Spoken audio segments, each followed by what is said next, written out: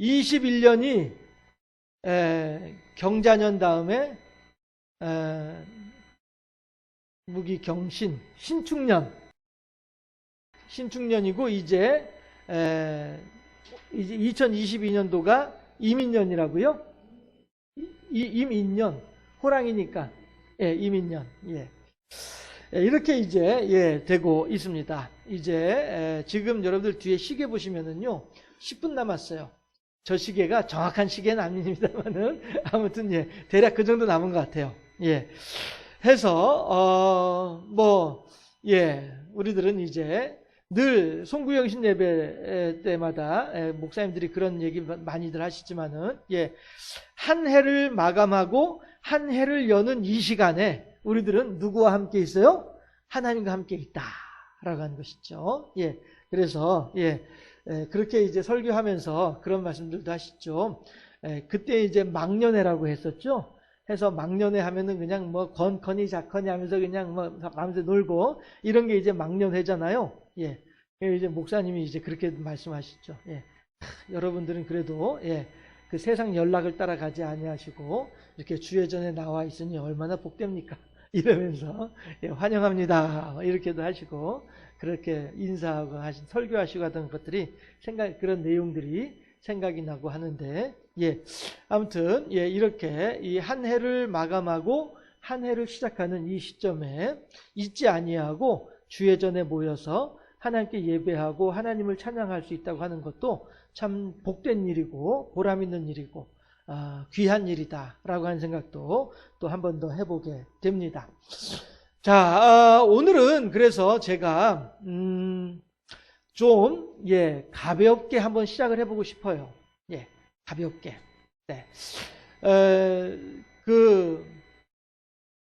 이 요한계시록이라고 하는 성경은 청정지역이 있습니다. 청정지역, 죄와는 상관없이 하나님의 창조의 원형이 그대로 있는 오염되지 않은 청정지역이 성경에는 있습니다. 전체 66권 장수로는 1188장인가 되는 이 장이 있는데 그 중에서 청정지역이 어디냐면은 창세기 1장 2장 이 청정지역이에요. 창세기 1장 2장에는 마귀가 없거든요. 마귀가 아직 등장하지 않은 때예요. 창세기 1장 2장이. 그 다음에 또 한 군데 청정지역이 어디냐면은 요한계시록 21장 22장이에요. 이때에는 왜 그러냐면은 요한계시록 20장에서 마귀의 권세가 완전히 없어져 버렸어요.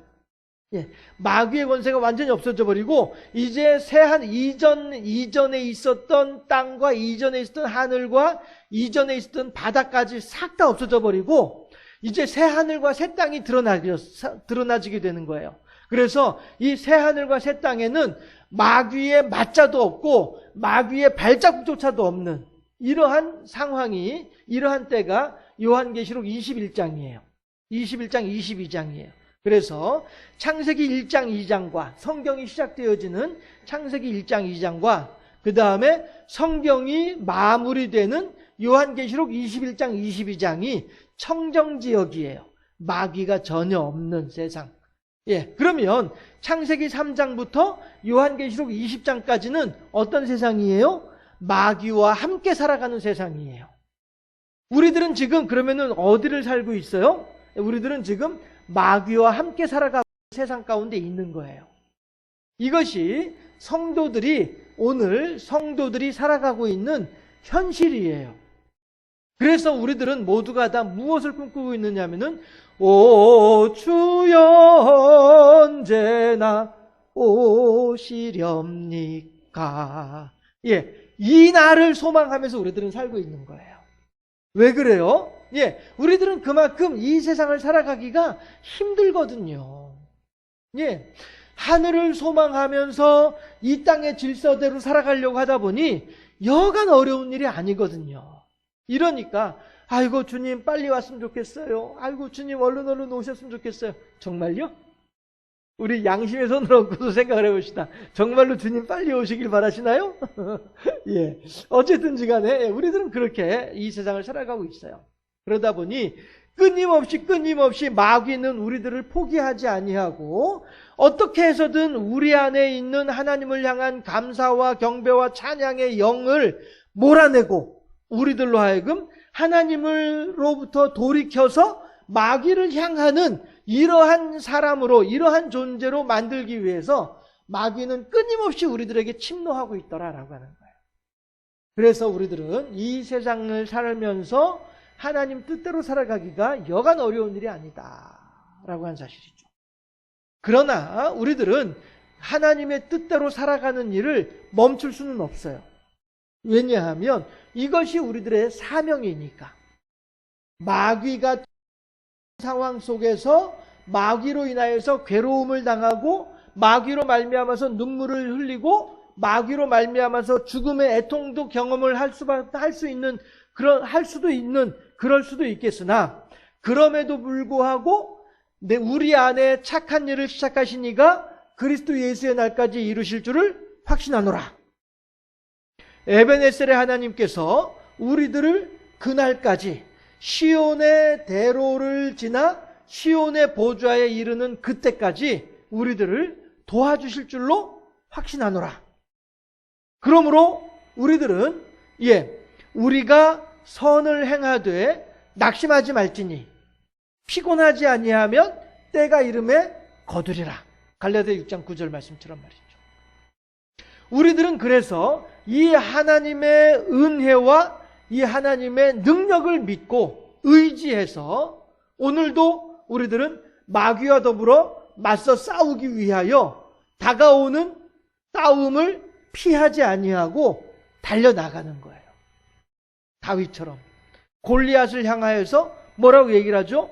너는 칼과 창과 단창으로 내게 나오거니와 나는 네가 모욕하는 바 만군의 여호와의 이름으로 네게 가노라.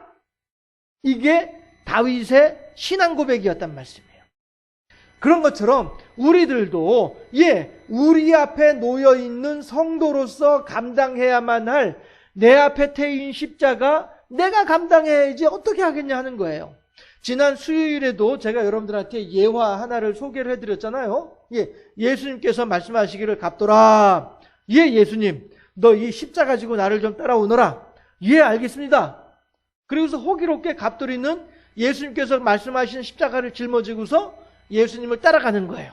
그런데 가만히 보니까 나만 쫓아가는 것이 아니라 주변에 여러 사람들이 같이 예수님을 쫓아가고 있네.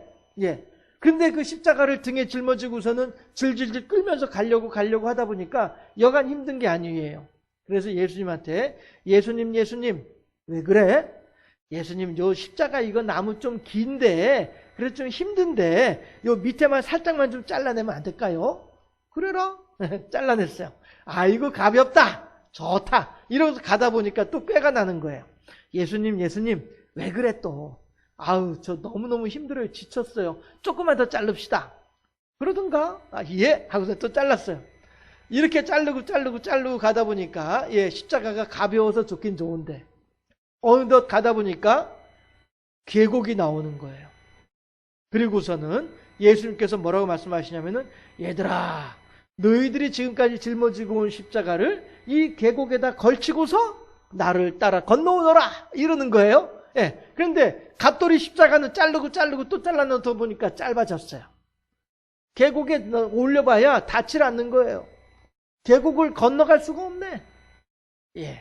내 앞에 태인 십자가를 내가 감당하게 될 때에 주님께서 이 계곡을 건너서 나와 함께 가자라고 하실 때 그 십자가를 툭하니 걸쳐놓고서 당당하게 건너갈 수 있지 않겠느냐.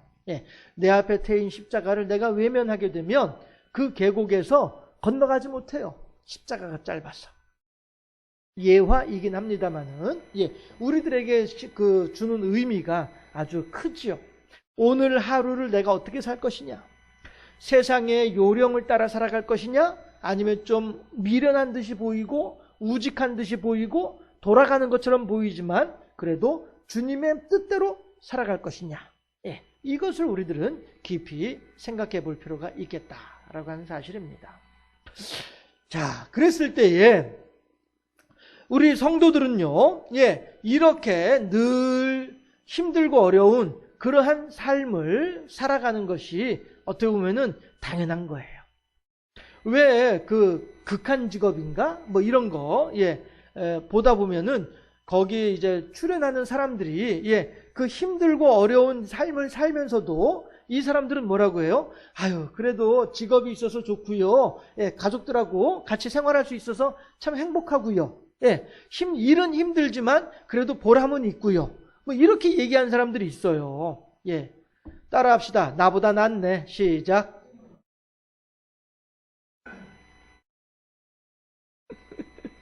그렇죠? 그 힘들고 그 한겨울에 그 굴 갖다가 놓고서 그 굴 깐다고 한 대에서 바람 싱싱 부는데 거기서 막 굴 까고 막 이렇게 하면서도 불구하고 인터뷰하면서 힘들지 않으세요? 그랬더니 힘들긴 힘들죠. 근데 그렇게 그래도 우리 새끼들이 잘 크고 있잖아요. 참 기분 좋아요. 애들 크는 것만 보더라도 너무너무 기뻐요. 만족해요. 이렇게 하고들 있잖아요. 정말로 나보다 나은 사람들이다 하는 그런 생각을 해보게 돼요. 우리들은 맞습니다. 우리들은 하나님께서 내게 맡기신 십자가를 우리들은 어떠한 마음으로 감당하고 있느냐. 뒤에 시계 보실래요? 뒤에 시계 보실래요? 10초 전 5초 전 4 3 2 1 땡! 새해에도 건강하시고 늘 은혜 가운데서 거하시기 바라겠습니다. 이제 이민년이 밝았습니다. 어디까지? 해서 우리들은 그렇게 늘 하나님과 함께 하는 삶을 그렇게 살아야만 하겠다라고 하는 것이에요. 그런데 문제는 뭐냐 하면은 다시 말씀드리지만은 그 일이 결코 쉬운 일은 아니다라고 하는 거예요. 그래서 이제 제가 그 공부하는 내용을 좀 여러분들한테 말씀을 드려보도록 할게요. 지금까지는 어떤 마귀와 함께 살아가는 성도의 삶의 현장을 소개를 했다고 한다면 이번에는 제가 공부하고 있는 내용을 좀 여러분들한테 좀 소개를 해드리도록 할게요. 뭐냐 하면 사람은 기본적으로 누구나 다 어떤 걸 가지고 있느냐 하면은 크고 작은 차이점은 있을 수 있어도 누구에게나 공통적으로 있는 것이 있는데 그게 뭐냐 하면은 불안감이에요. 불안이에요, 불안. 왜, 아침 먹고 나면은 점심 거 걱정되고, 점심 먹고 나면은 저녁 거 걱정되고, 이렇게 하는 게 이게 사람의 습성이단 말이죠. 그래서 늘 불안한 마음을 가지고 있어요. 그래서 이 불안한 마음을 교묘하게 파고들어서 장사하는 사람들이 어떤 사람들이에요? 보험회사 사람들이에요. 보험 이거 들어놓으면은 든든해. 보장 잘 받을 수 있어. 뭐 이렇게 하면서 말이죠. 보험 장사하는 사람들은 그 사람의 불안한 마음을 파고들어서 그래서 자기들의 그 이익을 챙겨가는 사람들이 보험하는 사람들이에요. 보험이 나쁘다는 것이 결코 아니고요. 사람이 그렇게 불안한 마음을 늘 가지고 있다라고 하는 거예요. 그래서 이 불안한 마음을 가지고 있다 보니 이 불안한 마음을 어떻게 하면은 해소할 수 있을까? 이거를 늘 사람들은 생각하는 거예요. 그래서 어떤 것을 추구하게 되냐면은 가족 항상성이라고 하는 것을 추구해요. 그게 뭐냐 하면은 늘 익숙한 패턴으로 살아가고 싶은 거예요. 익숙한 대로 살고 싶은 거예요. 왜 우리가 우스개 삼아서 하는 말 있잖아요. 내비도 이렇게 살다 가게. 그렇게 우스개 삼아서 하는 말 있잖아요. 그게 뭐냐면은 그냥 익숙한 대로 살고 싶어. 그런 의미가 있는 거예요. 그런 뜻이 되는 거예요. 그냥 뭐 새로운 거 하려면은 이게 잘 될지 안 될지도 모르겠고 그냥 내가 익숙한 대로 지금까지 살아오던 대로 이대로 그냥 사는 게 좋을 것 같아. 이렇게 사람들은 생각한단 말이죠. 그래서 이걸 이제 가족 항상성이라고 해요. 그래서 왜 어른들이 그런 말씀하시잖아요. 집에 세 사람이 들어오면은 그 세 사람이 복덩이가 됐든 화근덩이가 됐든 둘 중에 하나다. 이런 얘기 하잖아요. 그렇죠? 예. 며느리가 들어왔는데 이 며느리가 우리 집안의 복덩이가 될런지 아니면 우리 집안의 우환덩어리가 될런지 둘 중에 하나다라고 어른들은 말씀하신단 말이에요. 그게 왜냐하면은 불안해서 그런 말을 하는 거예요. 야, 과연 저 며느리라고 새 식구가 들어왔는데 이 새 식구가 이게 우리 가족들하고 잘 흡수가 돼가지고 우리 가족들이 지금까지 살아오던 방식대로 잘 적응해서 살 수 있을지 이걸 잘 모르겠다 하는 것이죠. 예를 들어서 우리 집은 좀 음식을 짜게 먹는 집안인데 그런데 저 며느리가 혹시 음식을 싱겁게 하면 어떻게 하지? 이런 거 말이죠. 그러면은 이제 어떻게 사람들은 시어머니가 가가지고 얘야 소금 좀 더 넣어야 되겠다 이러는 거죠. 예, 그러면은 아이고 어머니 짜게 잡수면 건강에 안 좋아요. 아니야, 우리 집의 가풍은 이래. 짜게 먹어야 돼. 소금 좀 더 넣어. 알았지? 이렇게 이제 막 강압적으로 얘기를 하죠. 예, 이러면 이제 며느리가 아유 그거 아닌데 하면서도 이제 불구하고 어떻게 해요? 알았어요 어머니 이러죠. 그래서 어떻게 해요? 소금을 또 조금밖에 안 넣는 거예요. 이러면 밥 먹으면서 시아버지가 숟가락을 탁 내려놓는 거죠. 이거 말이야, 이거 맛이 영 없어가지고 에헴 잃어버리죠. 이러면 이제 온 집안 분위기가 싸해지는 거예요. 시어머니는 딱 고개 돌리고서 며느리를 막 째려보는 거지. 너 소금 안 넣었지? 이러면서 말이죠. 이게 뭐예요? 가족 항상성이에요. 새 식구가 들어와서 우리들의 패턴대로 우리들이 살아가던 방식대로 그 새 식구도 같이 살아가기를 바라는 마음, 이게 가족 항상성이에요. 그래서 그 며느리가 우리들의 가족 항상성을 깨뜨리려고 하면은 이 낯선 상황 속에 거하기가 싫은 거예요. 그러니까 거기서 이제 고부간의 갈등이 생겨나는 거죠.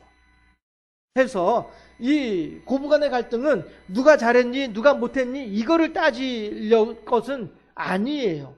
왜냐하면 며느리는 며느리대로 자기 친정집에서 살아오던 그 가족 항상성이 있기 때문에 그걸 지키고 싶은 것이고, 시어머니는 시어머니대로 이 집안의 가풍이라고 하는 이름으로 이 집안의 가족 항상성을 지키고 싶은 거고, 그래서 그 친정집의 가족 항상성과 이 시집의 가족 항상성이 서로 부딪히는 거기 때문에 누가 잘했니 누가 못했니 이야기할 거리는 아니다라고 하는 거예요.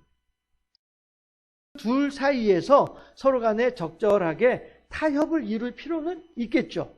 왜? 평생 같이 살아야 될 사람들이니까. 늘 그냥 서로 인상 쓰고 얼굴 찡그리고 이렇게 살아가는 것보다는 그래도 서로 간에 적절하게 타협을 해서 새로운 질서를 만들어내면, 그러면 이제 그 속에서 사람들은 익숙해져 가면서 또 이제 그것이 그 집안의 가족 항상성이 되어져서 시어른들은 음식을 조금 싱겁게 먹고 며느리는 음식을 조금 더 짜게 먹고 이렇게 하면 서로 간에 조금씩 양보해서 맞추어가면은 되는 것이죠.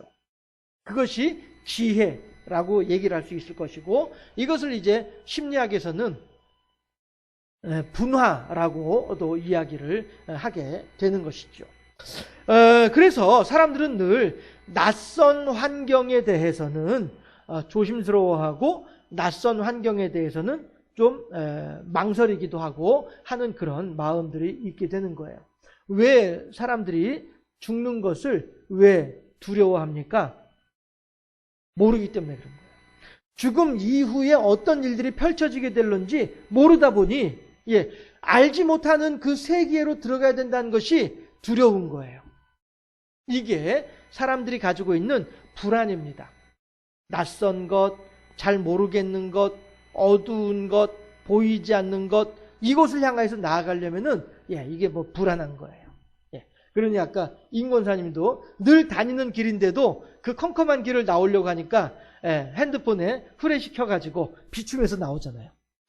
그래서 앞에 뭐가 있는지 보고 뭐가 있는지 알고 그러고서 이제 걸어 나오려고 하는 거예요. 이게 사람이 가지고 있는 불안한 마음을 그대로 표현하는 것이죠. 그것이 나쁜 것은 아니에요. 누구나 다 그런 것들을, 그런 마음들을 다 가지고 있는 거예요.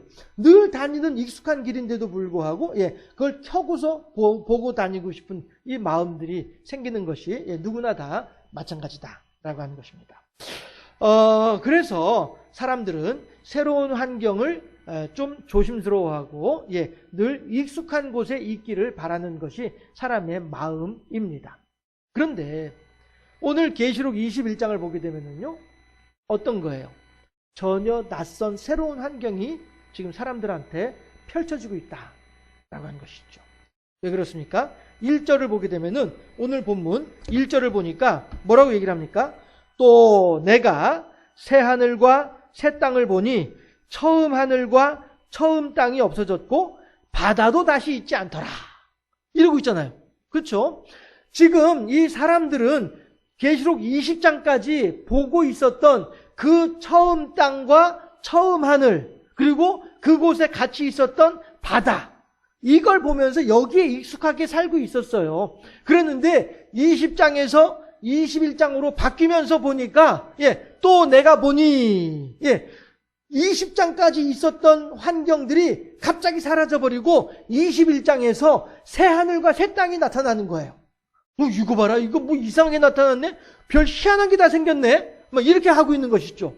그래서 눈을 씻고서 다시 보니까, 처음 하늘이 없어졌어? 처음 땅도 없어져 버렸어? 이거야, 바다도 없네? 야, 이거 새로운 환경이구나. 전혀 새로운 세상이 지금 펼쳐지고 있구나 라고 하는 것이죠. 그랬을 때에 사람들은 어떻게 해요? 지금까지 익숙하게 지내던 처음 땅과 처음 하늘이 없어지고 새 하늘과 새 땅이 생겼다라고 한 이것으로 말미암아서 낯설어, 이상해, 여기에 뭐가 있는지 잘 모르겠어, 불안한 마음이 다시 일어나게 되는 거예요. 그러나 사람들은 지금까지 살아오면서도, 다시 말씀드려서, 공중권세 잡은 자, 마귀의 권세 아래에 살고 있으면서도 사람들은 어떻게 살았습니까? 마귀의 권세 아래 살던 사람들의 삶의 모습이 어디에 있느냐 하면요, 3절 4절에 보면 있어요. 3절 4절 한번 보도록 하실까요? 3절 4절에 내가 들으니 보좌에서 큰 음성이 나서 이르되 보라, 하나님의 장막이 사람들과 함께 있음에 하나님이 그들과 함께 계시리니 그들은 하나님의 백성이 되고 하나님은 친히 그들과 함께 계셔서. 이 말은 무슨 얘기예요? 계시록 20장까지는 처음 하늘과 처음 땅이 있고 바다가 있을 그 당시에는 어땠다는 거예요? 하나님께서 백성들과 함께 계시지 않았었다라고 하는 의미가 되는 것이죠. 그런데 이제 계시록 21장이 되어져서 새 하늘과 새 땅이 펼쳐지고, 그 다음에 우리가 읽진 않았습니다만은 2절에서 새 예루살렘 성이 마치 신부가 신랑을 위하여서 단장한 것 같은 새 예루살렘 성이 이 새 하늘과 새 땅에 내려오고 있어요. 그래서 새 예루살렘 성이 이 새 하늘과 새 땅에 내려와서 자리를 잡고 있다 보니 3절에서 하나님께서 새 예루살렘 성에 계시면서 백성들과 함께 한 곳에 같이 살게 됐더라라고 하는 거예요.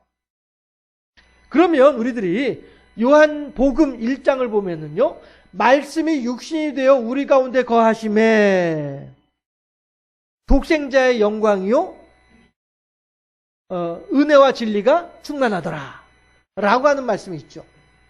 이 말씀이 무슨 얘기예요? 계시록 21장 3절과 같은 의미란 말이에요. 3절에서도 새 예루살렘 성을 통하여서 하나님께서 우리들과 같이 계시면서 7절에 보니까 나는 너희들의 하나님이 되고 너희들은 나의 상속자가 될 것이다, 나의 아들이 될 것이다, 이렇게 말씀하시거든요. 하나님께서는 그렇게 우리들과 같이 있기를 바라신 분이 하나님이시고요, 우리들에게 당신이 가지고 있는 평안과 평강을 나누어 주기를 바라신 분이 하나님이시다라고 하는 사실이죠. 그래서 3절을 보면은 이 계시록 20장까지에 있어서는 하나님께서 우리들과 같이 계시지 않았었구나 하는 것을 알 수 있는 거예요. 하나님과 같이 있지 않은 인생이 얼마나 힘들고 얼마나 괴로운 인생이었을까라고 하는 것이죠. 4절을 보면은 그러한 이야기를 하고 있습니다. 4절 한번 또 보실까요? 4절 보면은 모든 눈물을 그 눈에서 닦아주시니, 이건 무슨 얘기예요? 3절에서 하나님께서 우리들과 같이 계시면서 나는 너의 하나님이 되고 너희는 나의 백성이 될 것이다, 나의 상속자가 될 것이다, 나의 자식이 될 것이다 라고 하는 약속을 해주시는 그것으로 말미암아서 4절에서 모든 눈물을 그 눈에서 닦아주실 것이다 라고 하는 거예요. 자, 그러면 3절을 보면은 적어도 계시록 20장까지는 하나님께서 우리들과 같이 계시지 않았다라고 하는 사실을 미루어 짐작할 수 있는 내용이 3절 내용이고요. 4절을 보게 되면은 아하, 하나님께서 우리들과 같이 계시지 않았을 때 우리들은 어땠었나? 모든 눈물을 그 눈에서 흘리는 삶을 살았었다라고 하는 것을 계시록 20장까지의 인생이 늘 눈물을 흘리는 인생이었다라는 것을 알 수 있는 거예요. 그렇죠? 눈물을 흘리는 인생이었는데 21장에서 하나님께서 새 예루살렘 성전에서 계신 하나님께서 우리들과 함께 계시다 보니 그 하나님께서 나의 하나님이 되어져서 내 이제 눈에서 눈물을 닦아주신다는 거죠. 그렇죠? 4절 말씀을 보면은 그걸 알 수 있는 거예요. 그 눈물을 닦아주시게 되니 그 뒤에 왜 그러면 사람들이 울었을까? 사람들이 눈물을 흘린 이유가 무엇일까? 보니까 다시는 사망이 없고, 그렇죠? 다시는 사망이 없고. 그저께에도 여기 우리 노회 저랑 가깝게 지내는 목사님이 모친상을 당했어요. 그저께도. 그 다음에 지난주에도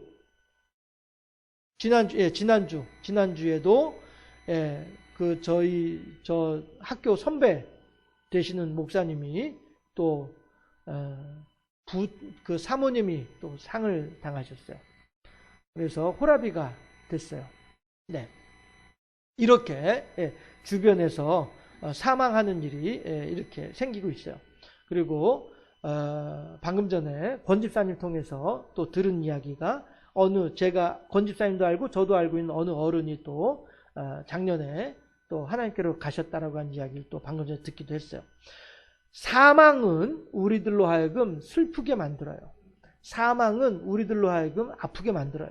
그래서 눈물을 흘릴 수밖에 없게 되는 거예요. 그런데 하나님께서는 어떻게 해요? 우리들의 눈에서 눈물을 닦아주시고 다시는 눈물을 흘리지 않게 해주시겠다는 거예요. 어떻게 해요? 다시는 사망이 없음으로 인하여서 우리들의 눈에서 눈물을 완전히 닦아주겠다라고 약속을 하시는 거예요. 또 우리들을 울게 하는 것이 있는데 무엇이 우리들을 울게 만들어요? 사망한 사람으로 말미암는 애통한 마음이 또 우리들을 울게 만드는 거예요. 애통하는 것이나 곡하는 것이나, 가슴이 아픈 것이 애통하는 것이고요, 엉엉하고 우는 것이 곡하는 것이죠. 사망으로 말미암아서 우리들은 그러한 마음의 괴로움을 느끼게 된단 말이에요. 사람은 늘 불안한 마음을 가지고 있다고 했잖아요. 그렇죠? 아이고, 이 사람이 있음으로 인해서 내가 늘 많은 도움을 받았었는데 이제 이 어른이 돌아가시고 나면 이 할아버지가 돌아가시고 이 할머니가 돌아가시고 이 남편이 돌아가시고 이 아내가 돌아가시고 이렇게 하고 나면은 나는 누구를 의지하지? 이 사람을 통해서 많은 도움을 받았었는데 이제 나는 어떻게 하면 좋지? 이 불안감이 나로 하여금 다시 또 막 울게 만들어 버린단 말이죠. 애통하게 만들고 곡하게 만들어 버린단 말이에요. 그런 불안감에 대해서 하나님께서 해소해 주시겠다. 근본적인 해결책을 제시해 주시겠다. 이것이 계시록 21장 3절의 약속이다라고 하는 거예요. 새 하늘과 새 땅이지만 그래서 사람들은 낯설고 대체 이게 어디야? 낯설고 물서른 이곳에서 내가 어떻게 살아야 되지? 라고 한 그런 불안감을 가지고 있으나 하나님께서 그러한 불안한 우리들의 마음속에 어떻게 해요? 하늘의 평강을 심어주시겠다라고 하는 것이죠. 부활하신 예수님께서 마가의 다락방에 나타나셔서 불안하여 두려움에 떨고 있는 제자들을 향하여서 평안하뇨? 라고 질문을 하시잖아요. 제자들은 그 말을 듣는 순간에 아마 부하가 치밀어 올랐을지도 몰라요.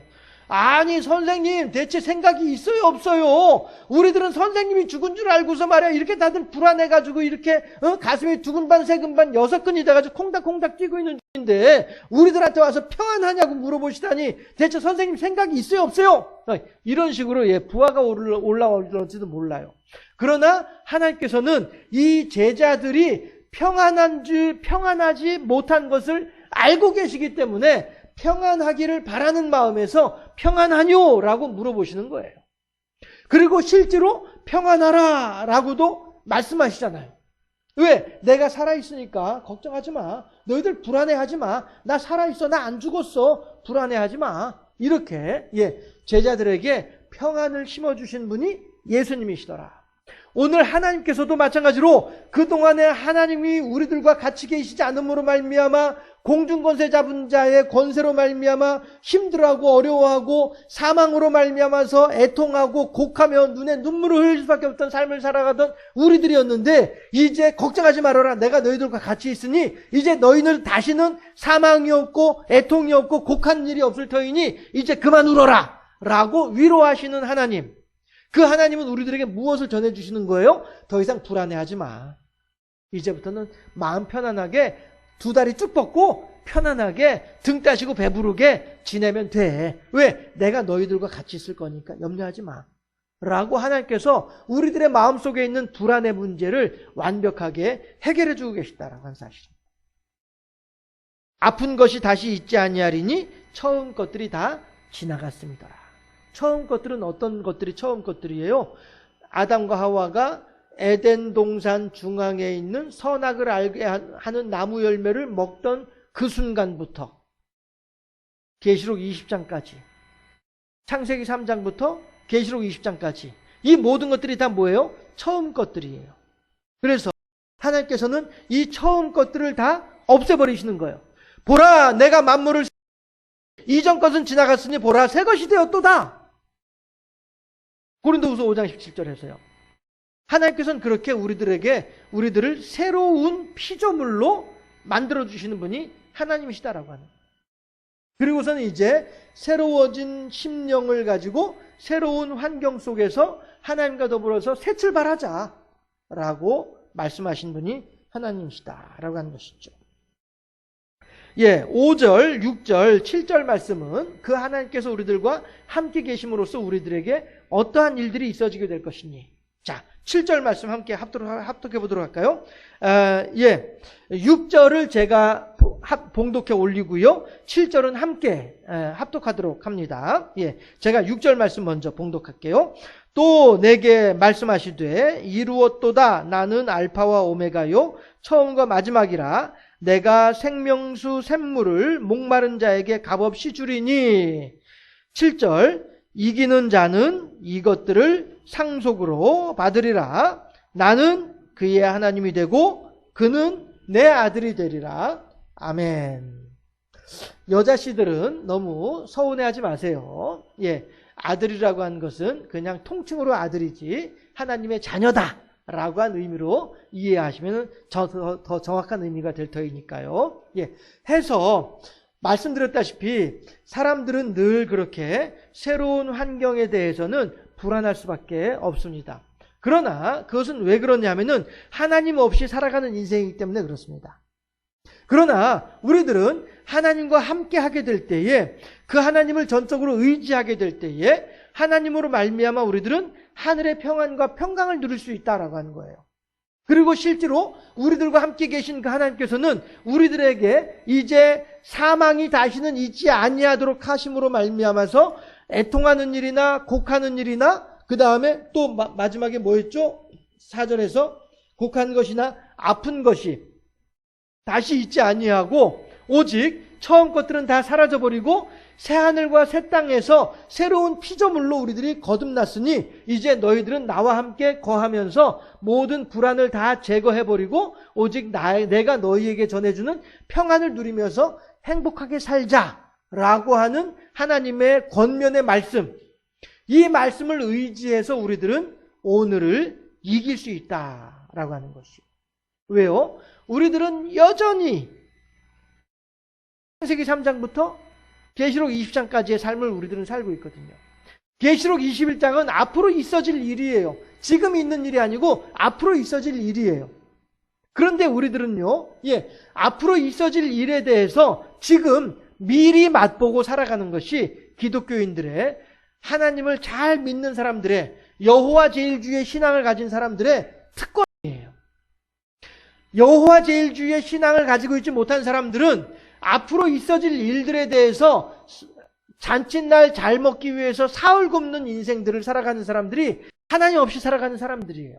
그러나 하나님을 의지하고 여호와 제일주의 신앙으로 살아가는 사람들은 앞으로 있어질 그 일들을 오늘부터 이미 느끼고 이미 오늘부터 그날에 대한 소망을 가지고 살아가고 있기 때문에 오늘부터 나는 이미 그곳에서의 기쁨과 그곳에서의 만족감과 그곳에서의 평안을 누리며 살아갈 수가 있는 거예요.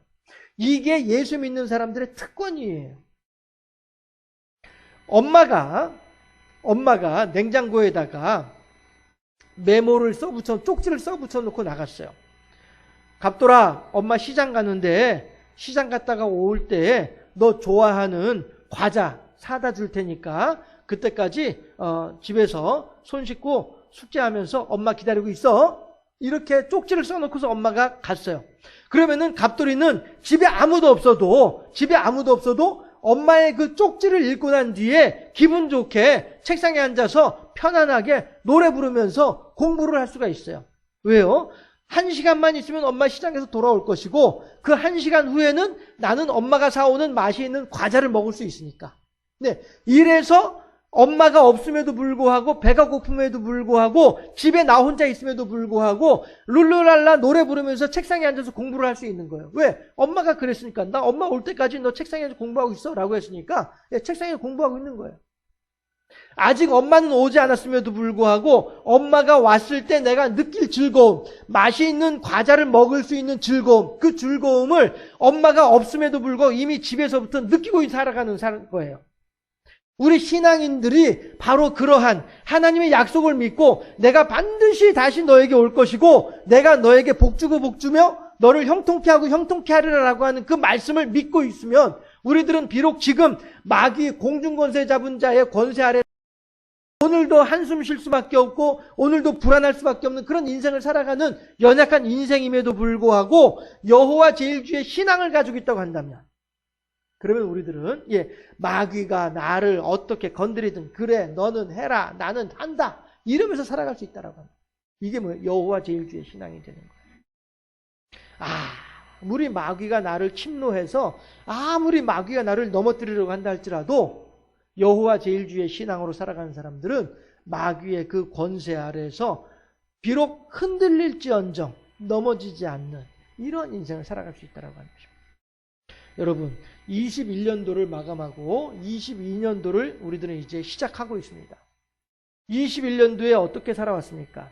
22년도에 무슨 일이 지금 예정되어져 있습니까? 우리들은 알 수 없는 22년도를 우리들은 지금 또 살아가고 있습니다. 어느 누구도 5분 후에 일어날 일에 대해서 알지 못하고 우리들은 살아가고 있어요. 그럼에도 불구하고 우리들은 그 일에 대해서 그냥 저냥 살아가고 있어요. 네, 익숙하기 때문이에요. 네, 우리들의 익숙함 속에서 잊지 말아야 할 것이 있는데 그것은 뭐냐 하면 하나님께서 그렇게 우리들을 지금까지 지켜주셨다는 사실이에요. 에베네셀의 하나님께서 우리들로 하여금 감당치 못할 시험당함을 허락하지 아니하신 하나님이신 것을 우리들은 잊지 말아야 되겠다라고 하는 거예요. 내 능력으로 지금까지 인생의 그 모든 구비들을 내 능력으로 헤쳐나온 것이 결코 아니고 하나님께서 그때그때마다 돌봐주신 은총이 있었기에 헤쳐나올 수 있었다라고 하는 사실을 우리들의 마음에 깊이 새길 수 있어야 되겠다라고 하는 거예요.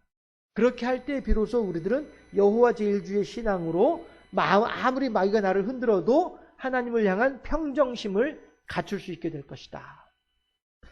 우리들의 살아가는 시간 속에서 오직 하나님을 경배하고 찬양하는 22년도에도 마찬가지로 무슨 일을 만나게 될런지 알지 못하지만 여호와 제일주의 신앙으로 만사 형통하는 이러한 인생을 살아가는 우리 모두가 되어줄 수 있기를 계시록 21장에서 내가 너희들의 하나님이 되어져서 너희들의 눈에 모든 눈물을 씻겨주시겠노라고 하는 약속, 그 약속을 믿고, 그래요, 하나님, 내가 잠시만 더 기다리고 있으면 그 하나님께서 오셔서 오늘 흘리는 나의 모든 눈물과 한숨에 대해서 깨끗하게 씻어주실 것을 내가 믿습니다. 그리고 그 믿음으로 오늘 하루를 내가 마귀의 권세로부터 벗어나서 하나님을 믿는 믿음으로 평강을 누리며 살아가기를 소망하나이다. 우리들의 2022년도는 그렇게 하나님과 더욱더 가까이 행하고 그렇게 하나님과 더욱더 친밀하게 행하는, 그래서 더욱더 하늘의 평강을 충만하게 누리는 복된 한 해가 되어질 수 있기를 주님의 이름으로 축원합니다. 기도하겠습니다.